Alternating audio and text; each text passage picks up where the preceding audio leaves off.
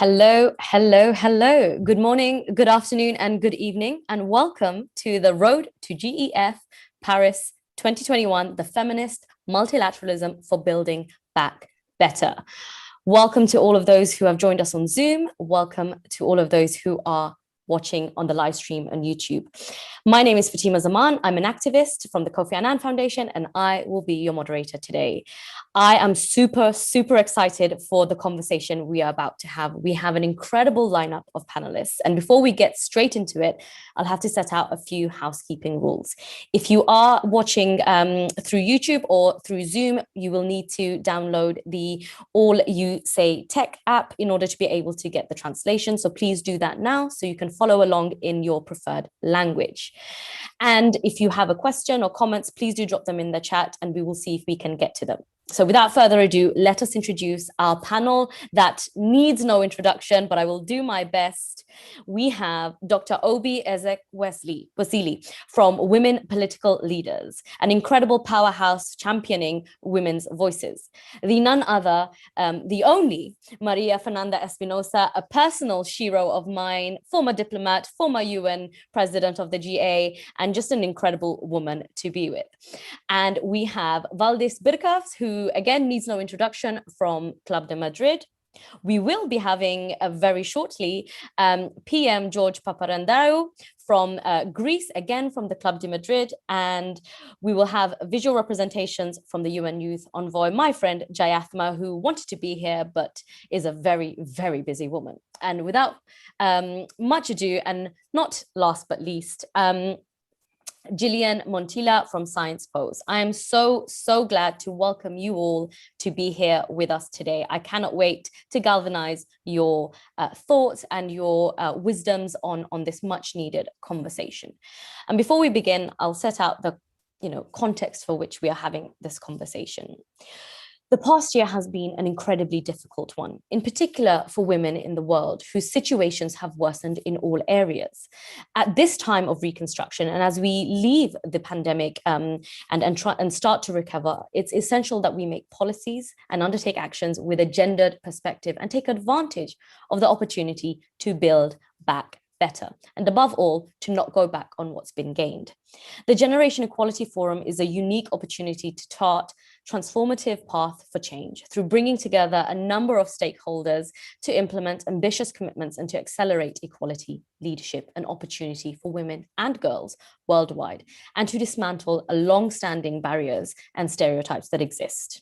And so in the lead up to the Generation Equality Forum in Paris, GWL Voices for Change and Inclusion, the UN Youth Envoy, Club de Madrid, Women Political Leaders, and Sciences Po University have leveraged their huge networks and their collective might to bring together their networks of women, political, institutional, and corporate leaders for a discussion to mobilize transformative commitments and actions to advance gender parity and decision-making leadership. This conversation today, the one you are all part of, is about increasing the space for women to contribute to society and strengthening multilateralism as the fundamental tool to address global challenges. And I can see Dr. Obi has joined us. Hello.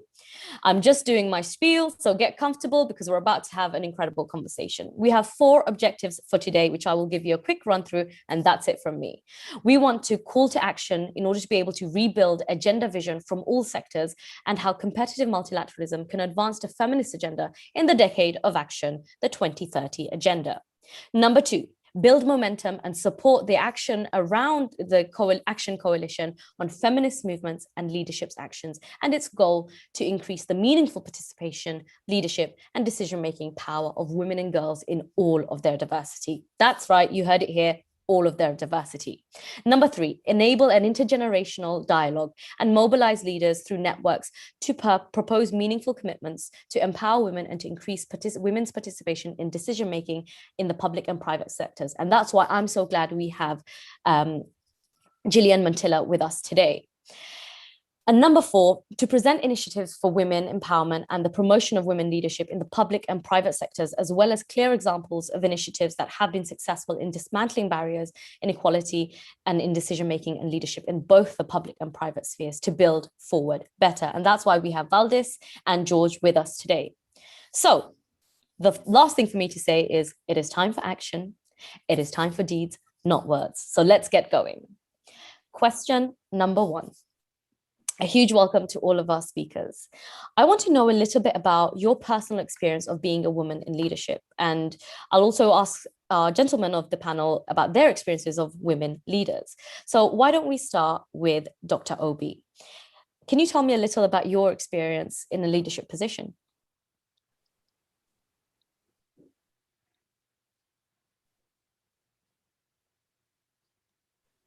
I think you're on mute. If you could unmute. I have done that now.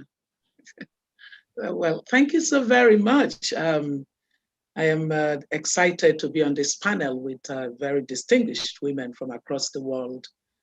My experience as a leader who is female is one that is quite rich in the sense that there are many elements to it. There's the whole element of having a background where your parents did not discriminate between you and your male siblings.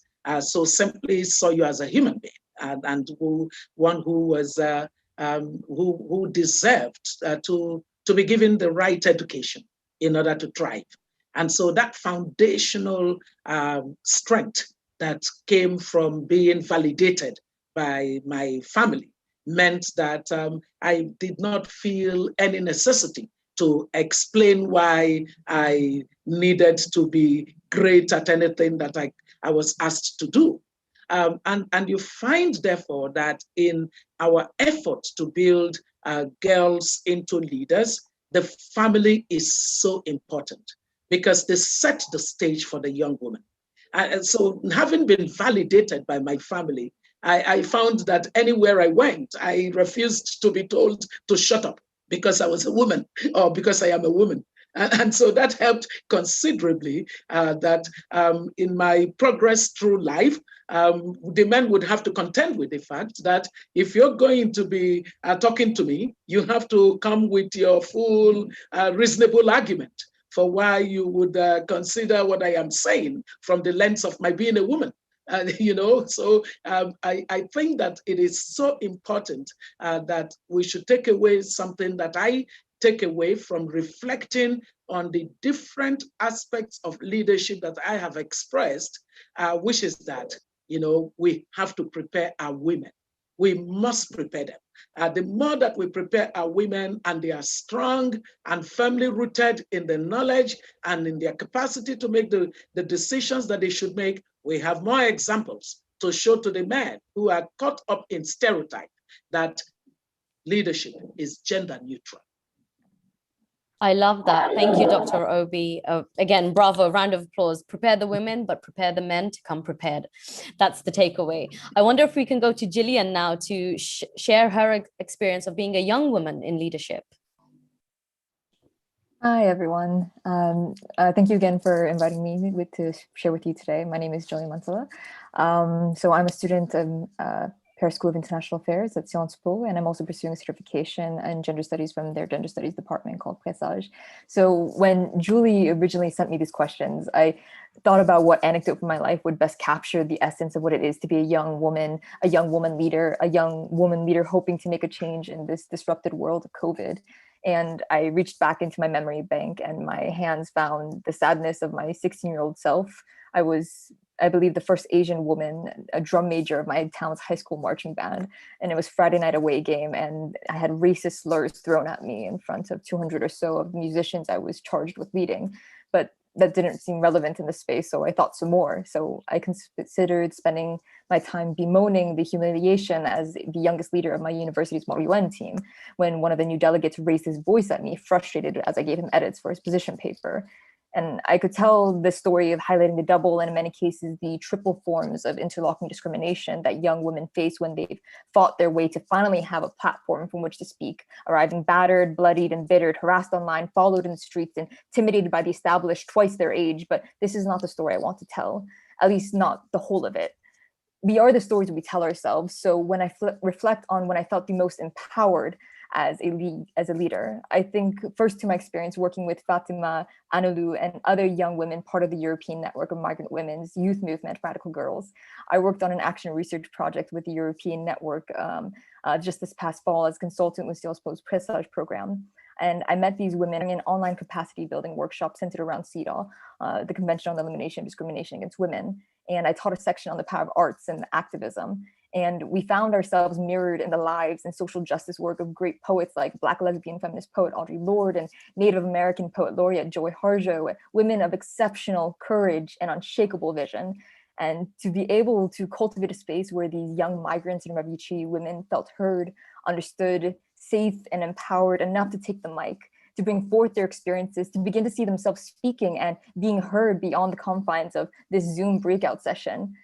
As important as it is to know how to write advocacy documents and grant applications, I think there's something absolutely essential in holding space for young women to take the first step, to organize, to experiment, and to begin to see ourselves as leaders.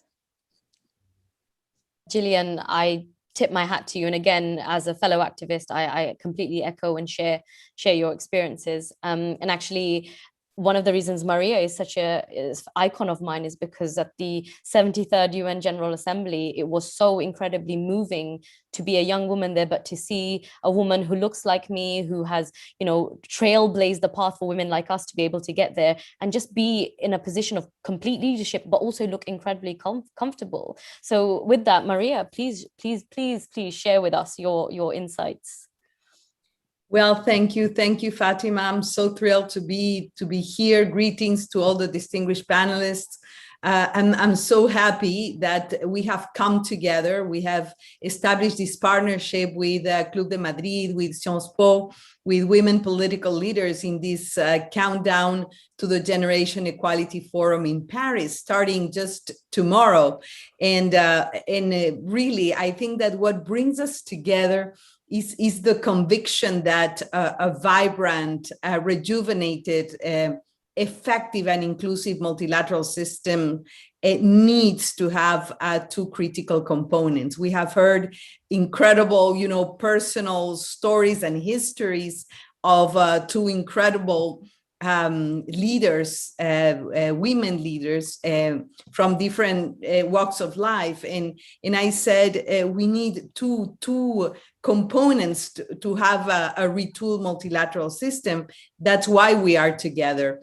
First of all, to ensure that the decisions, the normative efforts, the policy guidance at the highest level of the multilateral architecture has a built-in gender equality and a women's rights lens. And that's why we're here. And the second component is ensure that we, women from all ages and backgrounds and regions, become active players, agents, and in positions of power in the multilateral architecture.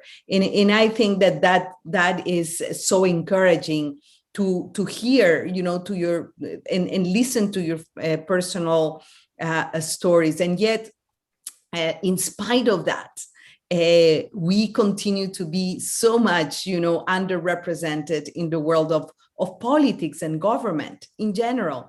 And since your question, Fatima, was about a personal anecdote and story, I have to tell you in general terms that in the world of politics, public opinion, the media, your opponents, they're merciless with women in politics. We are asked twice as much in terms of delivery. People look at us with a magnifier glass and see if we are performing or not. Sometimes they're not so demanding with male counterparts, but we will hear from former presidents what they think about that. But that has been my personal experience. And believe me, when I was appointed Minister of Foreign Affairs, well, what I did immediately is to pass a regulation for non-discrimination and to boost the diplomatic career of women. Ministries of Foreign Affairs tend to be extremely male-driven. And in stories at the foreign ministry in Ecuador, for example, if you marry a diplomat that is a male, one of the two used to have to resign because you couldn't go together, to a mission, to a diplomatic mission. So I changed that, and plus a policy of zero tolerance, of boosting careers of female diplomats, et cetera, we were like in the Stone Age. And I'm speaking about the 21st century. And the same goes for when I was Minister of National Defense. Believe me, again, there, the environment is so male dominated. But to break that barrier, to bring in also a policy of zero discrimination, to encourage women to come and be a part of the military, but not in administrative positions. That's what usually have, but in the front lines of the defense sector. And it hasn't been easy, I have to say, but we have to prove, as Gillian said so brilliantly, and Dr. Obi, you have to show that you're fit for purpose. It shouldn't, sometimes men do not need to do that, but we do. And I'm always so conscious that you are opening the door for someone else to come behind you, a younger leader, the younger generations. And so we have a responsibility. And perhaps my very short little lessons learned is, when you are given the opportunity, exercise your power and make the changes as quickly as possible. It's and just do it, because we have the way, the responsibility, and the right to show that we can exercise positions of power. And well, I would just leave it there, and back to you, Fatima. Thank you so much, Maria. I think what yourself, Gillian, and Dr. Obi have already shown is that this zero tolerance policy, whether you're at the upper echelons of government or at the grassroots like Gillian, you have to operate a zero tolerance policy. And these are macrocosms of women's lived experiences across the world. I want to slide over to Valdis, our gentleman of the panel, of course, you're not a woman in leadership, though you can be. Yeah. Do tell us about your position as a gentleman of power, and how you've been able to leverage that platform to enable other women to step into positions of leadership. Thank you very much indeed. First of all, I would like to apologize. As far as I see, I am not on the screen because I have some problems, but it's nothing serious. I would like to congratulate all who are now on the road to Paris, and wish safe and intensive but fast road to achieve our goals. I would like to stress one moment in my political career, not career, but after political career, which is linked with G40. Everybody knows G7, G20. What is G40? G40 is a group of brilliant women, which was started 2009 by 5 members of Club of Madrid. That was a brilliant platform, gathering together very different women, different in age, different in position, different in religions, different countries, different opinions, different positions. And we were talking about peace and security, how to advance UN Resolution 1325. And not only, it was Greater Horn of Africa, 7 countries in very, I think, complicated situations. We were discussing issues, how to bring women voice to decision-making in conflicts where women and girls are the most often main victims. But they had no voice in decision-making. We had trainings, we had brilliant roundtables, we had exchange of opinions, but the main thing, we were preparing recommendations from grassroots. We were exchanging, women were exchanging grassroots information.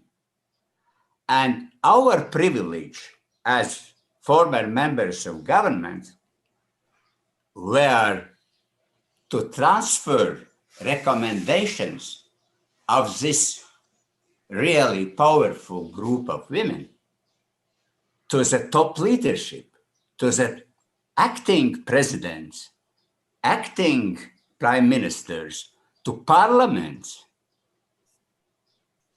I think this project, when it was over after 3 years, thank God, continued, because if I remember correctly, 2012, in September,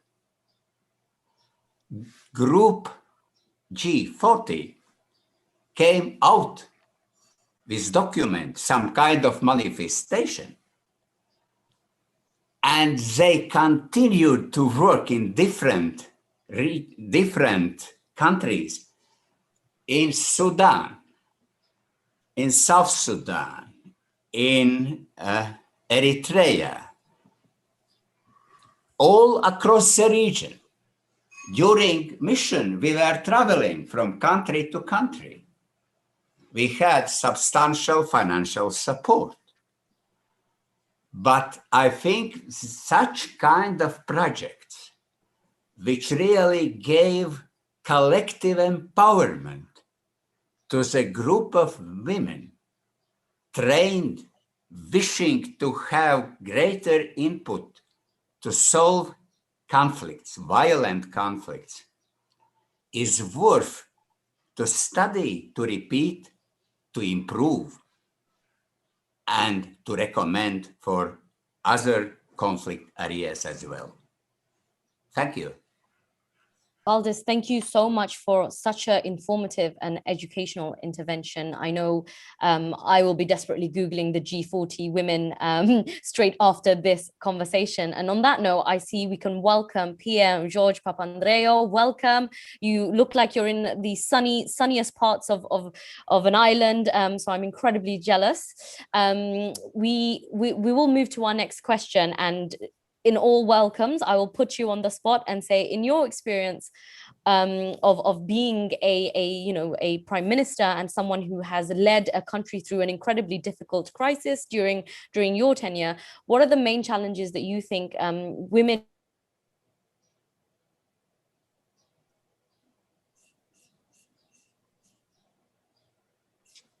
I think we just lost you. You asked me a question, but I didn't hear it. If somebody could repeat it. Could you possibly repeat it back away? Absolutely. I will give you the question once again. The question is, in your experience, what are the main challenges women face in leadership positions, and what actions need to be taken to resolve these? Well, first of all, thank you for inviting me. You are right. We have a heat wave in Greece, and I thought that I just had to be by the sea and getting a bit of a cool breeze. So sorry for my attire, but I hope you enjoy the view at least. From my experience, it's first of all very important to have women first of all, active in society, in political affairs, in positions of power, in leadership roles. And my experience, of course, well, it comes a little bit from my mother, of course, because she was very active and she has been active in the feminist movement, head of the feminist movement in Greece, and actually being able to make major changes in the laws.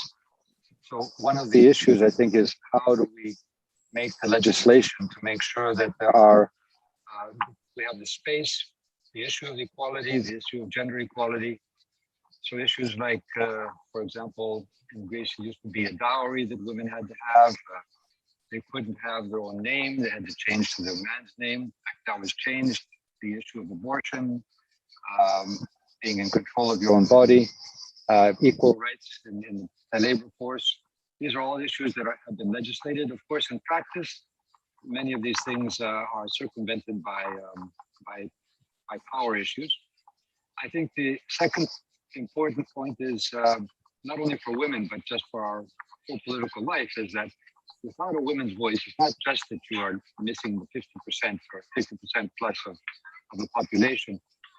When you have only men together, or predominantly men, what my experience has been that we usually get into this sort of macho competition and often try to even denigrate other voices. And often women's voices are lost. When you bring in women's voices, and I use the quota in my party and my government, you definitely bring in a new voice, a different approach. And if you can get that voice to be respected and listened to, that is not only important for women themselves, but it's important for the whole of society. It's important for the policies we make. It's important to really get that other voice in there. I also worked a lot with citizens education or civil education, we call it civics, adult education. Initially, after the dictatorship in Greece, we had a long period of very authoritarian situations in Greece, and we started working with a lot of women around the countryside. Many of the men did not want them to go to take courses in issues like women's rights or family planning and so on. We actually had to start courses of knitting and sewing so that the men would allow their women to go to these courses, but then we would add on to that courses on, who would ask them, would you like to stay on and listen to discussions about family rights or women's rights and so on? And we did, actually. A lot of men were too happy about this, but this was a very important to give the confidence to women that they can have a voice and be in control.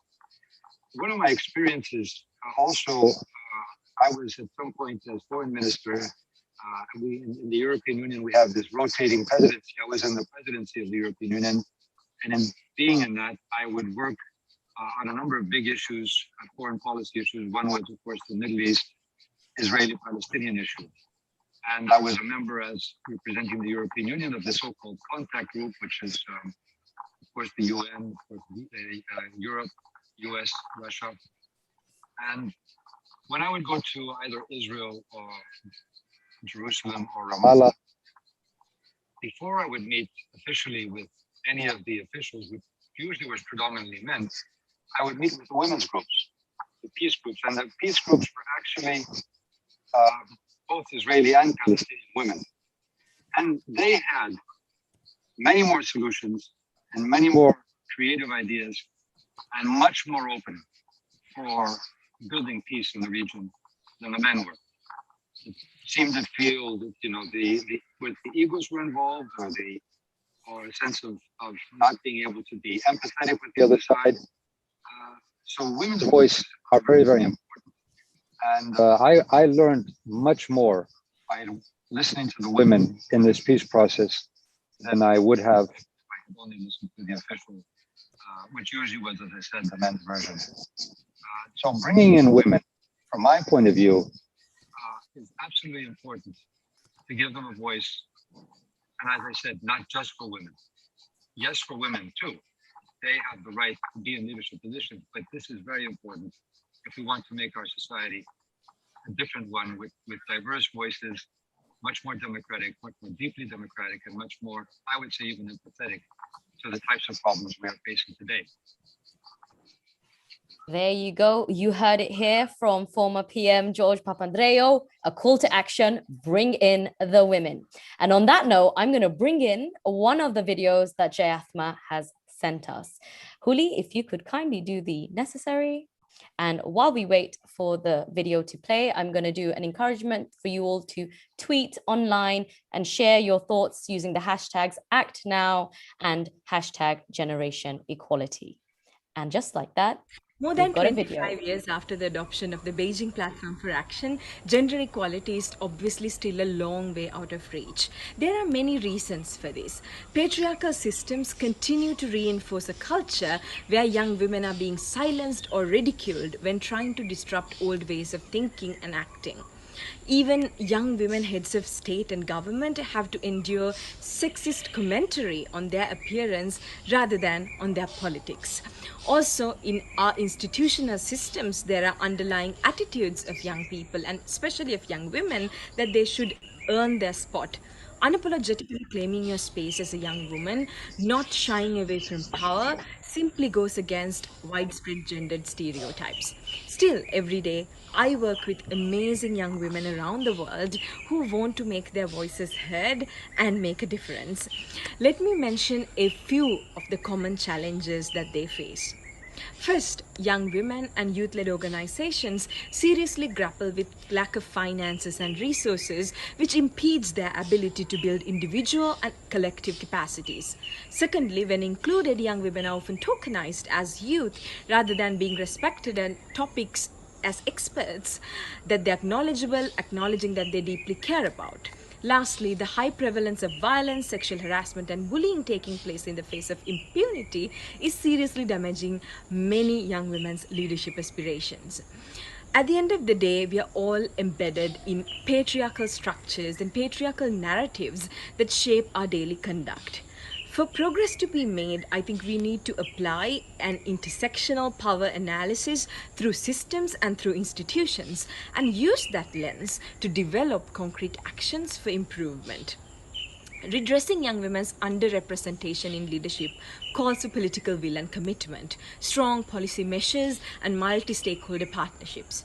So let me offer a few concrete reflections for action as we prepare for the Generation Equality Forum in Paris. We need the world to stand up against regressive policies. Access to quality education and sexual and reproductive health and rights is absolutely key for young women's ability to actively engage in social and political life.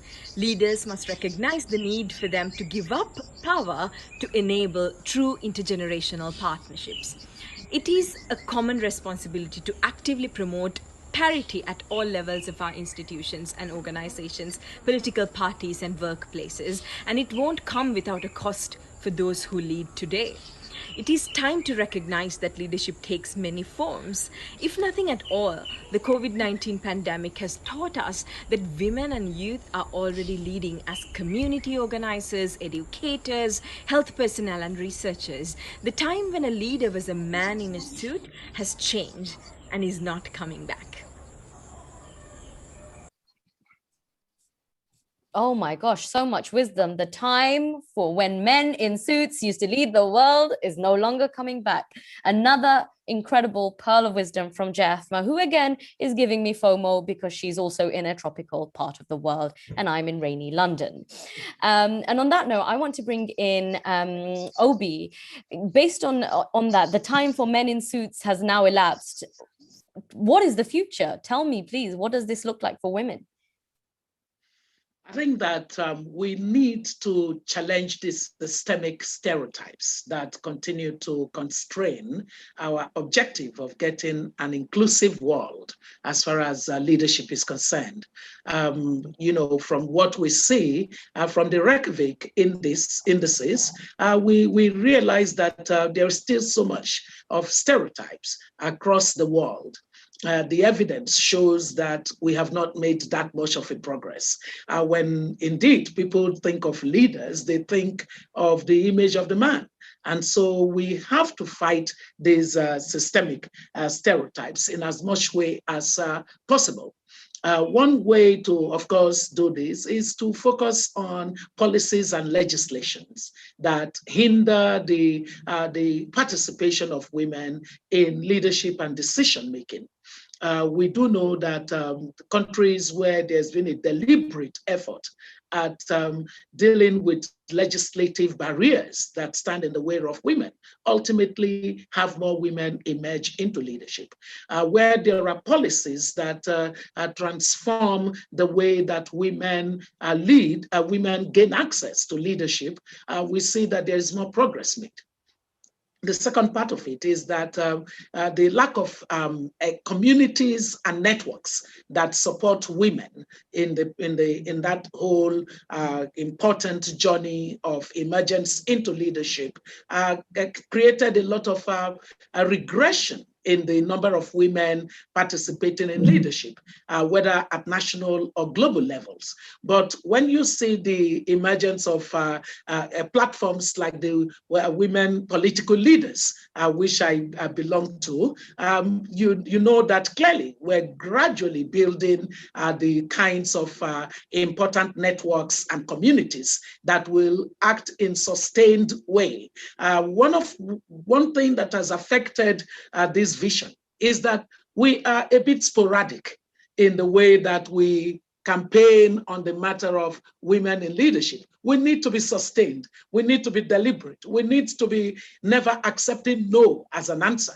I mean, how easy can it be for the world to see that just making sure that it is optimizing its resources in human capacity is the right thing to do? How easy does that get? We don't need, large assemblies to make this point anymore. The evidences are very obvious. The data shows that. The third part of it is that women who have emerged into leadership have a responsibility. So it is the take responsibility part of the conversation, which is that no matter how few the women are, making sure that they are exemplary in the way that they carry the leadership for this advocacy would also help to facilitate the fast tracking that we want to see. The fourth thing is that a post-COVID recovery offers us opportunity to actually build into the whole economic agenda of a world that recovers, or a world that learns how to face the future, must be one that includes the very important role of women in leadership and decision making. We know that the low number of women at the table affects the kinds of decisions that are being made. And yet we see that when women are at the table, the decisions are more efficient. The decisions lead to better social aggregate outcomes. So we have no business deciding not to use what is, in fact, the best asset that the world has. I think that women should stop being the most visible secret weapon for solving the world's problem. We now need to truly be the weapon that the world uses to solve its problem. And that's my picture of the future. I love that. A strong woman is often your most powerful army. You heard it from Obi, everyone. On to our third and final question for all of our panelists. In one word, what should we expect to get out of GEF? Let's go to Valdis. One word. One word.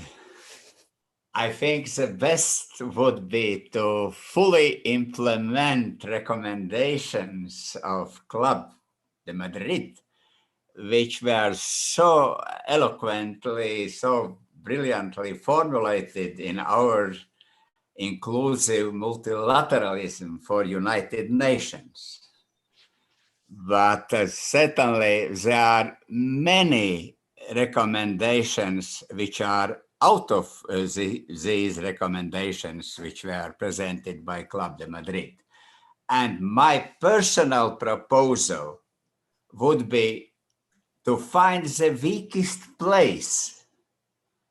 And weakest place in women's rights is domestic violence. And to avoid the domestic violence, we need at least 4 strong measures. Legislation, job of government, first of all. Next is practically safe network of shelters. Again, government should take care, and all society should press government. Third one is, I think, protective orders.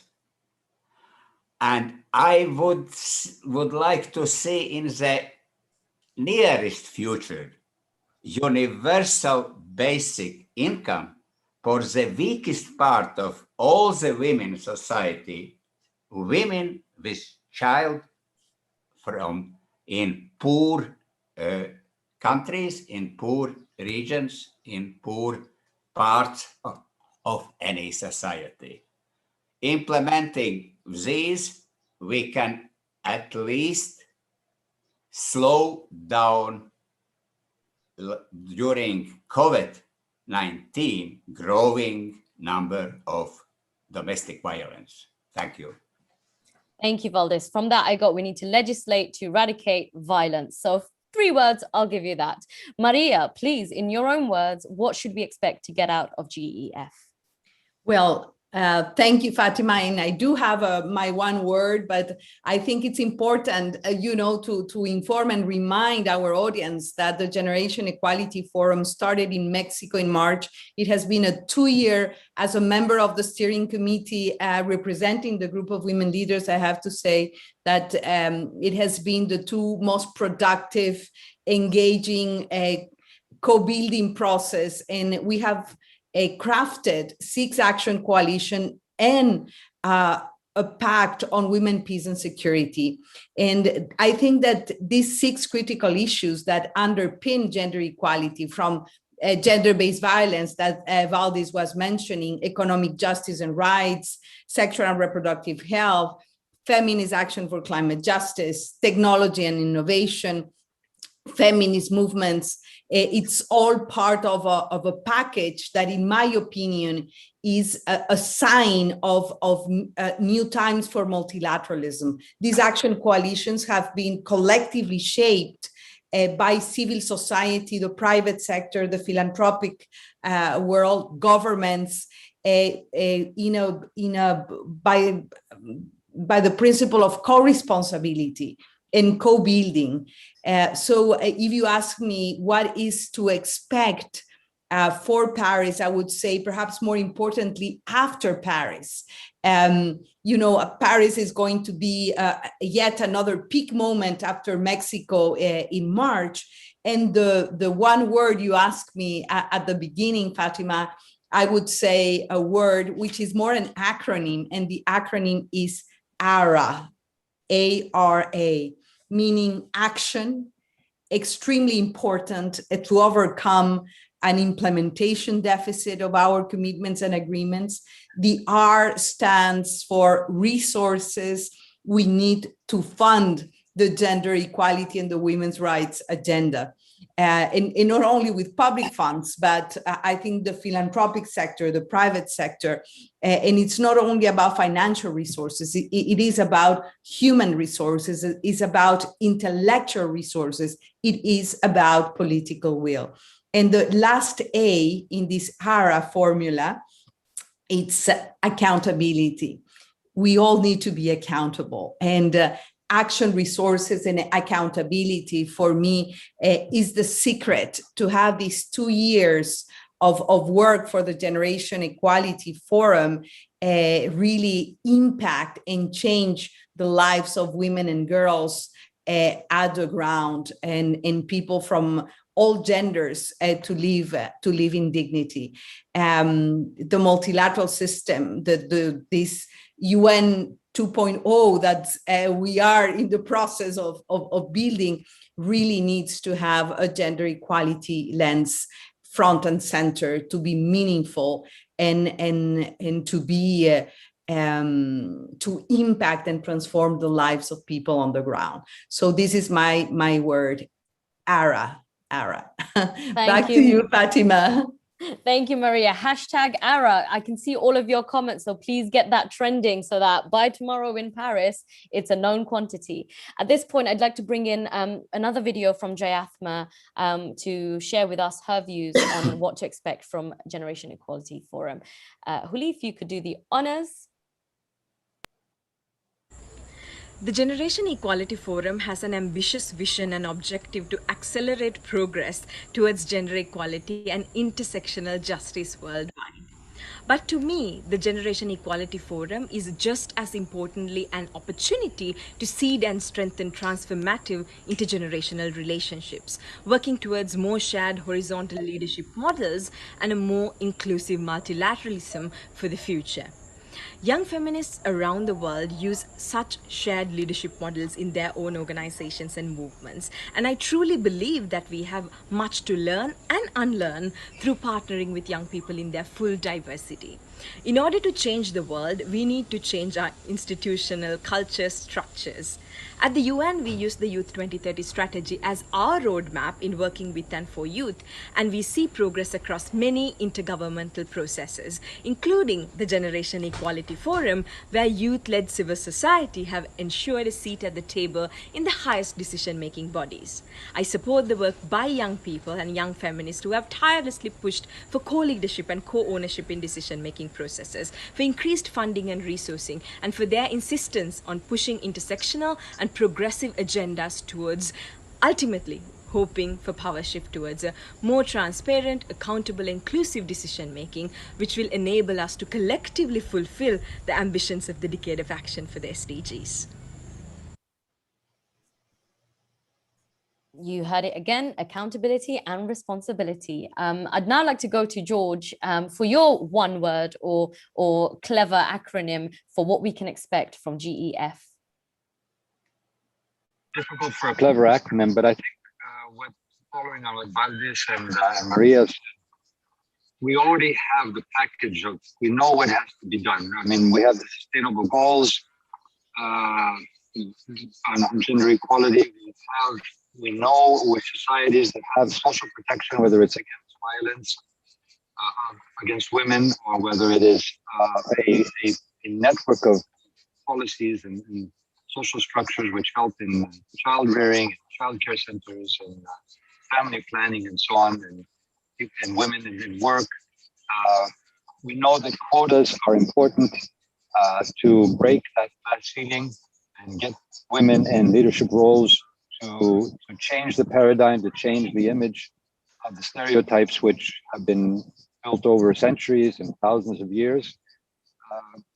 We know we need to re-educate, to change our education systems, and not only help women, but also help men change their roles vis-a-vis women, but also the way they see themselves in our societies. It's a very deeper cultural change. But I think maybe the most important now is that at the global level, maybe for the first time, we have such a widespread growing awareness and a movement which is also represented here on this Zoom, and with Madrid and the Generation Equality Forum. We need to organize. Women need to create this strong network globally for action, as Maria said. And the more we do that, and you do that, we also can help as men. The more the actual policies will be affected and changed and move forward. I think there's a global consciousness.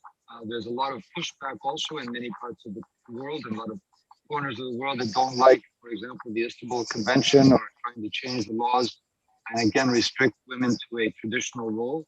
We see that even in Europe. but also around the world. And so we need to fight this. So organizing, networking, fighting for these rights, that is what is needed to be done. We know what to do. We now have to make it, push forward, empower this movement. Thank you, George. Obi, what wisdomous word do you have for me? So for those who don't know what to do, I have a solution for them. They simply need to pick the women political leaders, the Reykjavik manual. It has all manner of insights, solutions, things that have worked, pathways to best practices that would help to improve the number of women in leadership and decision making. And just like George said, since most people would say they know what to do, then let's just do it. There is an urgency to just do it. There's no need to be tentative. There's no need to wring our fingers. There's no need for ifs, whats, or whatabouts. It's time to simply get more women at the table of leadership nationally and globally. Just do it. I love that. Just do it. And on that note, I've got a video from GWL with their words of wisdom, and then we will close out with Gillian. So cue video.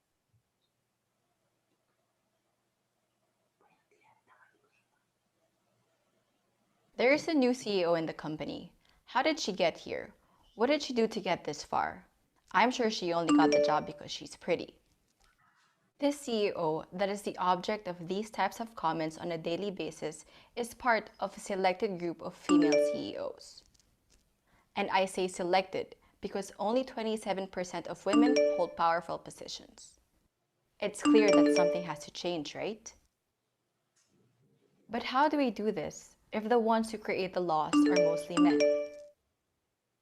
And how do we do this if only 20 countries in the world are governed by women? And how do we do this if female representation in parliaments is still far from the third considered necessary to create laws in gender equality?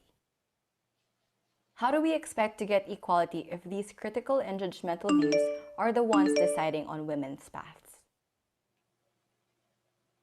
About 100 years ago, the suffragettes had a motto: deeds, not words.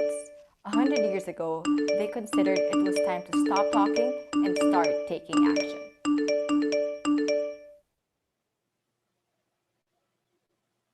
Incredible. Deeds, not words. And on that note, Gillian, play us out, please. What's your final call to action for those of all of our participants today and those watching on YouTube?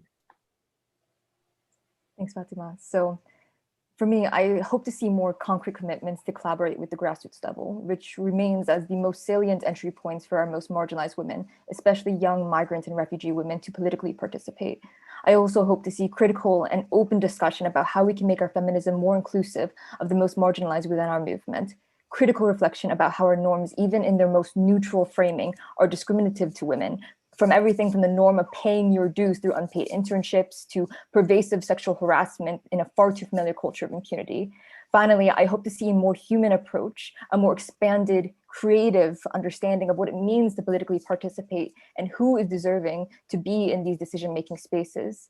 COVID has disrupted our lives in so many ways, but in the quiet of our respective confinements, I think we saw that we were at the precipice of a new opportunity to rebuild with the conscious intention of true inclusion. I leave you with a stanza from the inaugural poem of Amanda Gorman, a fellow poet and at the same age as me at 22 years old. She delivered the poem, The Hill We Climb, where she rallies, "This is the era of just redemption. We feared it at its inception. We did not feel prepared to be the heirs of such a terrifying hour, but within it, we found the power to author a new chapter, to offer hope and laughter to ourselves. So while once we asked, how could we possibly prevail over catastrophe? Now we assert, how could catastrophe possibly prevail over us? We will not march back to what was, but move to what shall be." And I think that's would be my word, would be the bravery to move toward what shall be. Incredibly put. Gillian, George, Obi, Valdis, Maria, to all of our panelists, a huge, huge, huge thank you from myself and everyone watching today for your incredible insights. And thank you for trailblazing in your respective spheres to make spaces for women from diverse groups of the world. Thank you to GWL and everyone who's participated today for all your comments. The conversation continues. #ACT for equality, #Generation Equality Forum. This has been GWL Voices for Change and Inclusions, United Nations Youth Envoy, Club de Madrid, Women Political Leaders, and Sciences Po University conversation on feminism, multilateralism, and building back better on the road to Paris. I've been Fatima Zaman. You've been amazing. See you next time. Bye-bye. Bye-bye. Bye. Thank you so much. We all